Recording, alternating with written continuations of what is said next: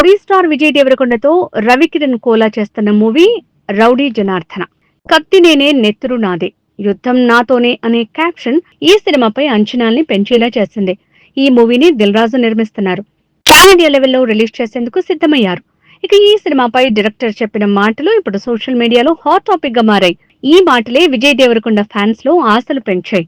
ఇక రౌడీ జనార్దన కథ విషయంలో డైరెక్టర్ 2 years లో ప్రతి ఒక్క నిమిషం ఈ సినిమాకే డెడికేట్ చేశారని, అలానే ఒక ఫిక్షనల్ క్యారెక్టర్ కి బయోపిక్ ఉంటే ఎలా ఉంటుందో అలా ఈ సినిమాని ప్లాన్ చేశామని, ఇక ఈ 2 ఏళ్లలో సినిమా రాసేటప్పుడు చాలా సార్లు ఆపేద్దాం అనుకున్నా, కానీ మళ్ళీ అదే స్క్రిప్ట్ పై ఉన్నానని, ఫైనల్ గా ఈ సినిమా స్టోరీ సూపర్ గా రావడంతో చాలా సంతోషంగా, పూర్తి కాన్ఫిడెంట్ గా ఉన్నామంటూ రవికిరణ్ కోలా ఓ ఇంటర్వ్యూలో చెప్పిన మాటలు ఇప్పుడు నెట్టింట్లో వైరల్ గా మారి సందడి చేస్తూ రౌడీ ఫ్యాన్స్ లో జోష్ ని పెంచాయిట.